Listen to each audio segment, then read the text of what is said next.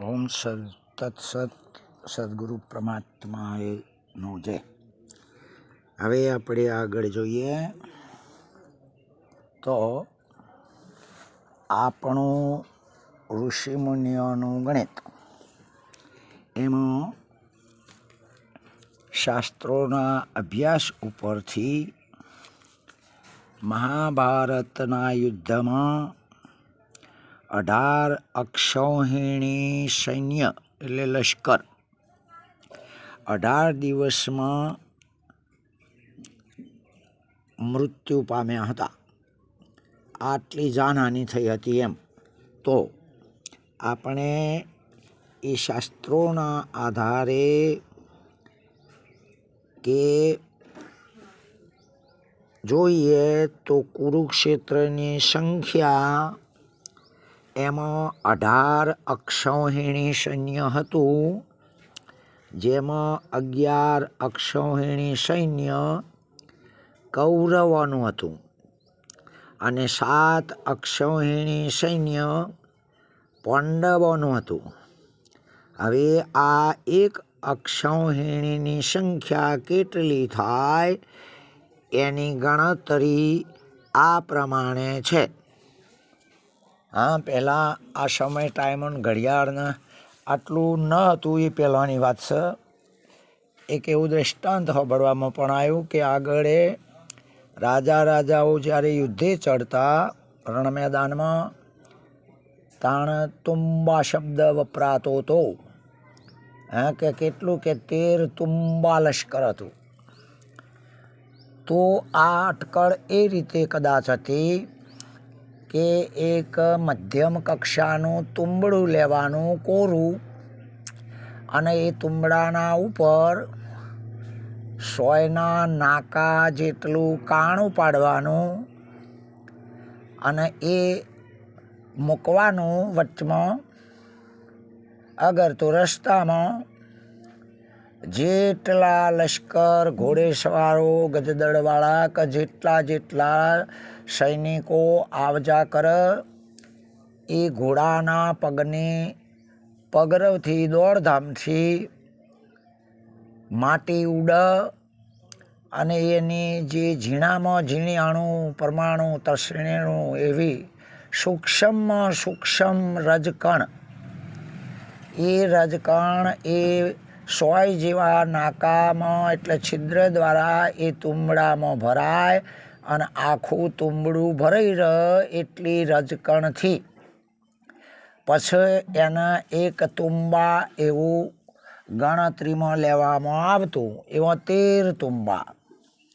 જુઓ, એ રીતે જોઈએ તો 18 અક્ષૌહિણીમાં એક અક્ષૌહિણીની ગણતરી એ પ્રમાણે છે કે એક પતિ એ અંકની એક ગણતરી છે. એક પતિ એટલે કે એની અંદર એક રથ, એક હાથી, 3 ઘોડા, 5 પ્યાદા એટલે પેદલે ચલવાવાળા.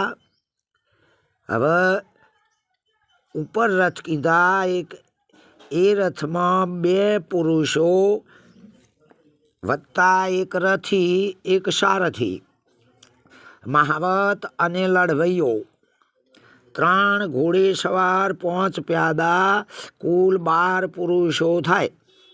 આવી 3 પતિ એટલે એક સેનામુખ કહેવાય છે. હવે એક સેનામુખ થઈ, એ એક સેનામુખની ગણતરી એટલે કે 3 રથ, 3 હાથી, 9 ઘોડા, 15 પ્યાદા એટલે પેદલે ચાલનારા અને 36 પુરુષો થાય. આવી ગણતરી છે. જુઓ, તત્ણ ગણી 3 આટલી ગણતરી થાય. તાણા એક સેનામુખ કહેવાય. હવે આગળ જોઈએ તો આવી 3 સેનામુખ થાય ભેગી એટલે એક ગુલ્મ કહેવાય છે. આ આપણા ઋષિઓની અને આપણા આગળનાઓની આવી ગણતરી હતી અને 3 સેનામુખ બરાબર એક ગુલ્મ એવો અંક લાગતો હતો.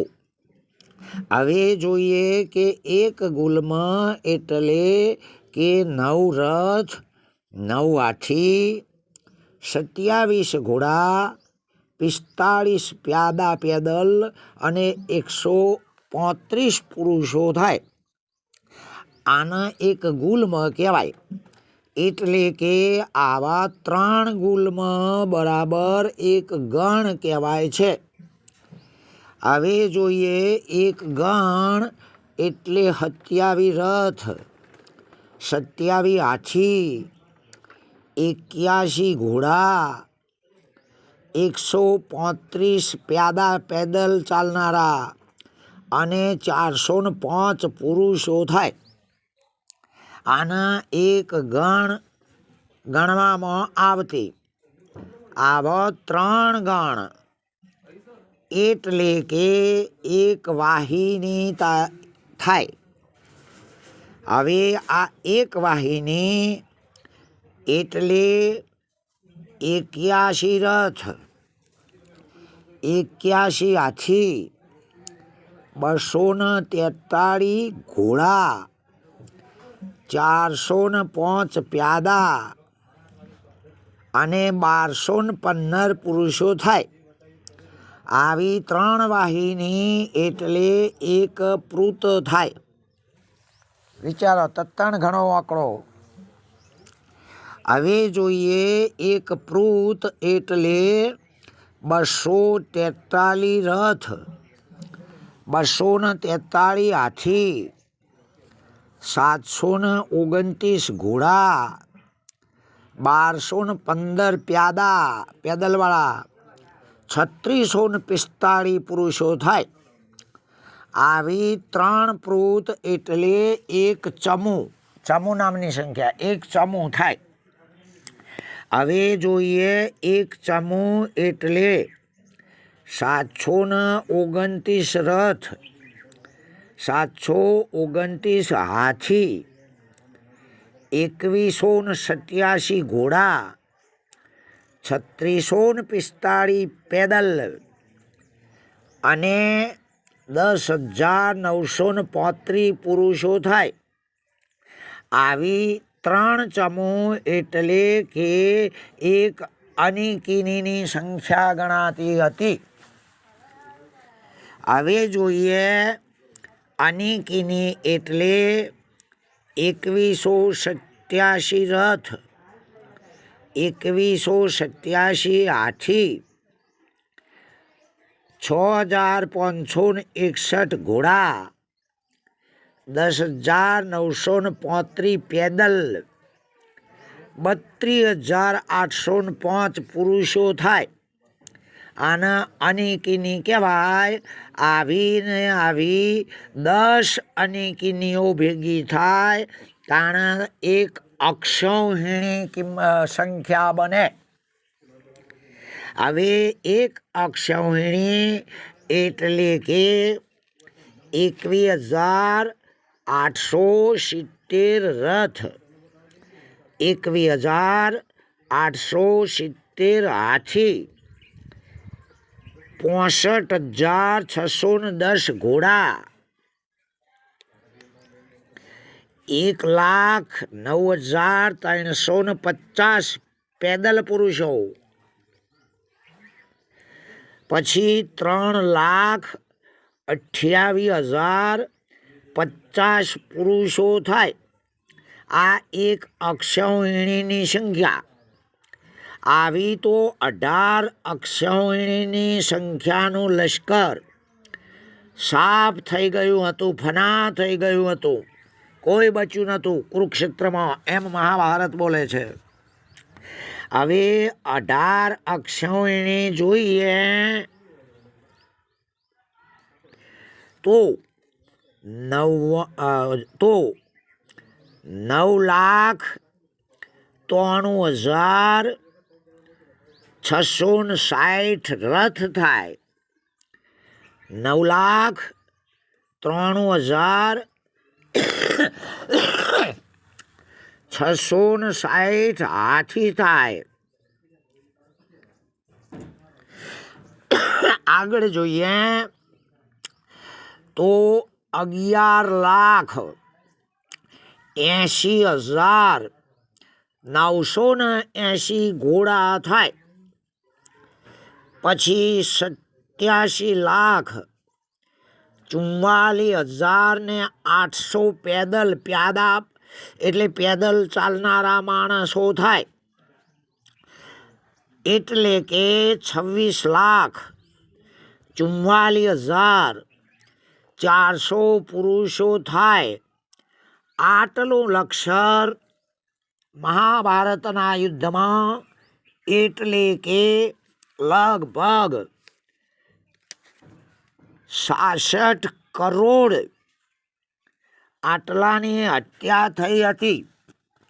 મહાભારતના જણાવ્યા મુજબ આ યુદ્ધમાં 66 કરોડના મોત થયા હતા અને તે પણ ફક્ત 18 દિવસમાં જ.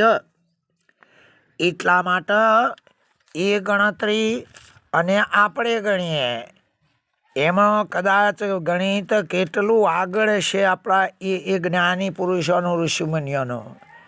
હમણાં સુધી આપણે ભણતા તાણે આ ઘડિયાળની હોદ નહીં, તાણે એવું શીખવાડવામાં આવતું વિજ્ઞાનની ભાષામાં કે એક શીશી ભરવાની કાચની અને રેત, અગર તો માનો કે આપણા ગામડાની ભાષામાં એક કુલડી જેવું, એની અંદર ઝીણી બિલકુલ બારીફ રજકણની રફ ભર અને નીચે બીજી શીશી મૂકવાની ખાલી.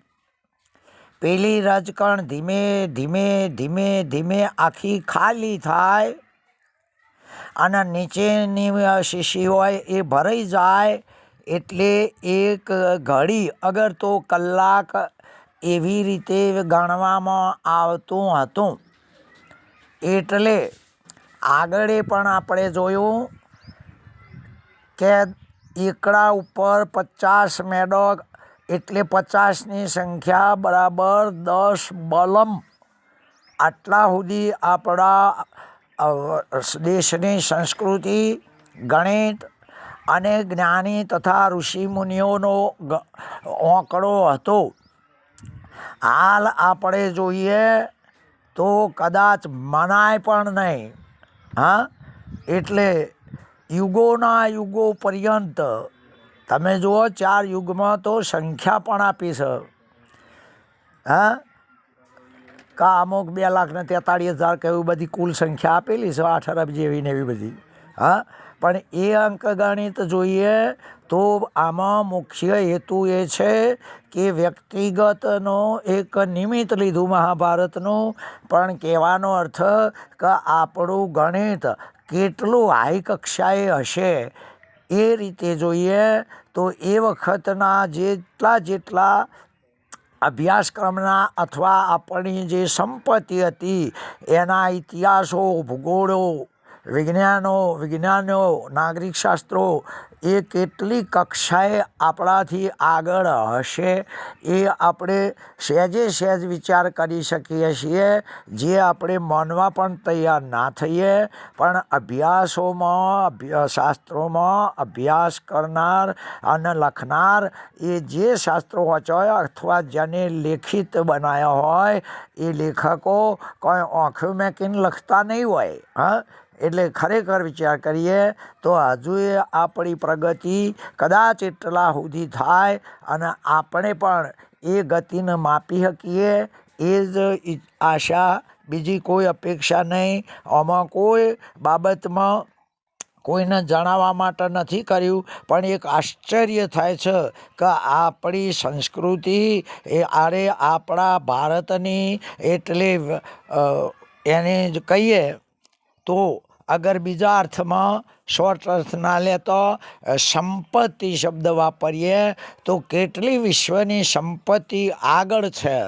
હા, એટલા માટે ખરેખર આ વાતનો આપણે વિચાર કરીને ગળમથલમાં નહીં પડવાનું, પણ આશ્ચર્ય તો થશે કે આપણે એ આંકડા જોતો આપણે કશામાં જ ના ગણીએ. હા, એ જ ભૂલ બતાવવા માટે નહીં કર્યો, પણ વિચાર શક્તિ કેટલી હશે આપણા વડવાઓની, વડીલોની, વિજ્ઞાનીઓની, જ્ઞાતાઓની, ઋષિમુનિઓની. એટલે અનંતો વાર આવા પુરુષોને નતમસ્તકે નમન હો, નમન હો, નમન હો. ઓમ તત્સત. પરમાત્માએ સદગુરુ મહારાજનો જય.